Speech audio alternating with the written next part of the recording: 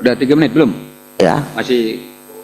Teman-teman, Sebentar dulu. tolong dibatasi 3 menit ya. Jadi karena kami melihat begini, apa yang dibacakan tadi kita bingung nih. Bahwa yang sebenarnya di bidang industri ini yang lebih paham ini sebenarnya adalah industrinya yang menjelaskan. Dan ini data yang didapatkan ini pasti dari industrinya. Data dari industri semen. Tapi kita tidak melihat bagaimana peran daripada pemerintah, khususnya perindustrian ini untuk memunculkan minat industri yang hadir sini.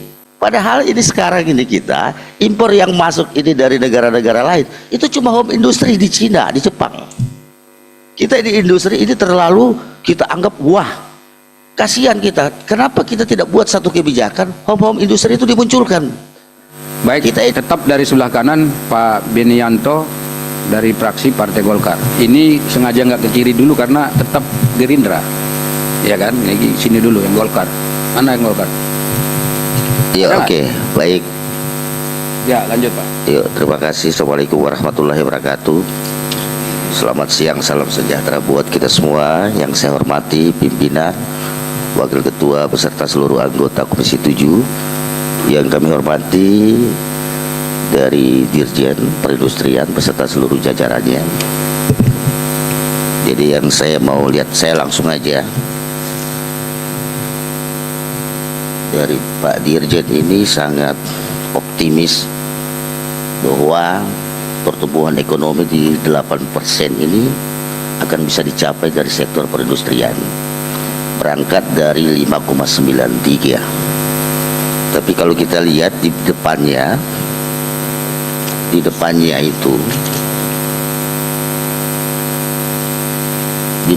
itu di bulan tahun 2024 itu malah terjadi penurunan. Nah, malah terjadi penurunan di 3 bulan terakhir di 2024 ya. Kemudian dari 2018 ke 2024 sangat fluktuatif ya. Kemudian sangat optimis akan bisa naik 8% dengan kenaikan yang sangat baik dengan pertumbuhan ekonomi yang didukung oleh sektor industri. Jadi saya melihat tidak ada sinkronnya antara yang sebelum dan 3 bulan terakhir di 2024 dengan apa daripada prospek untuk pertumbuhan ekonomi di bidang industri akan naik bisa mendukung 8% pertumbuhan ekonomi. Saya kalau Pak Dirjen optimis, dasarnya dari mana? Ya. Dasarnya dari mana? Karena yang sebelumnya saja tidak. Oke. Jadi begini, saya ingin melihat begini, kalau apa yang dibacakan tadi itu data dari industri semua, utamanya semen tadi Bu. Itu semen itu lebih hebat, semen tonasa, semen apa yang persentase, karena mereka tahu berapa. Tapi yang paling terpenting khususnya di Kementerian Perindustrian adalah bagaimana memunculkan minat daripada investor untuk mau berinvestasi di bidang industri lain, apakah itu kulit, apakah itu semen, apa itu yang lain, itu yang paling penting. Dan untuk memunculkan minat daripada investor untuk industri ini didukung oleh faktor yaitu bahan baku. Kami melihat bahwa perindustrian tidak membuat sebuah zonasi di dalam negara Indonesia ini, timur, barat, tengah, apa-apa bahan baku yang perlu adanya industri di sektor-sektor atau di provinsi, atau kita buat zonasi wilayah. Udah 3 menit belum? Ya. Masih. Teman-teman, sebentar dulu. Tolong dibatasi 3 menit ya. Jadi karena kami melihat begini, apa yang dibacakan tadi kita bingung nih. Bahwa yang sebenarnya di bidang industri ini yang lebih paham ini sebenarnya adalah industrinya yang menjelaskan. Dan ini data yang didapatkan ini pasti dari industrinya. Data dari industri semen. Tapi kita tidak melihat bagaimana peran daripada pemerintah, khususnya perindustrian ini untuk memunculkan minat industri yang hadir sini. Ini kita tidak lihat peran pemerintah. Jadi saya belum lihat bahwa kenaikan angka anggaran seperti ini yang dikerjain ini apa. Nah, karena begini, intinya yang namanya industri itu dia akan bisa untung kalau bahan bakunya tersedia. Perlu saya sampaikan di sini bahwa kita punya modal Indonesia ini. Modal pertama kita adalah sumber daya alam.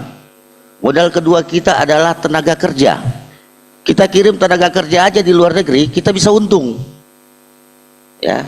Terus selalu beralasan bahwa karena ada impor. Terus kalau tidak ada persaingan impor, kapan kita bisa ekspor? Padahal ini sekarang ini kita impor yang masuk ini dari negara-negara lain itu cuma home industry di Cina, di Jepang. Kita di industri ini terlalu kita anggap wah, kasihan kita. Kenapa kita tidak buat satu kebijakan home industri itu dimunculkan? Kita ini Bu, Pak pimpinan, ya, kita baru bikin yang namanya bikin industri alkohol dari tuak itu disuling jadi alkohol, itu langsung ketangkap polisi.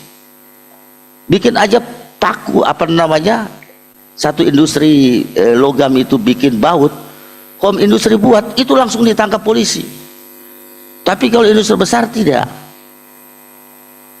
Jadi kita minta supaya kalau toh memang dilihat ini ada kendala-kendala, regulasinya apa yang perlu diperbaiki supaya kita di sini di DPR ini bisa membuat regulasi yang bagus untuk mendukung industri.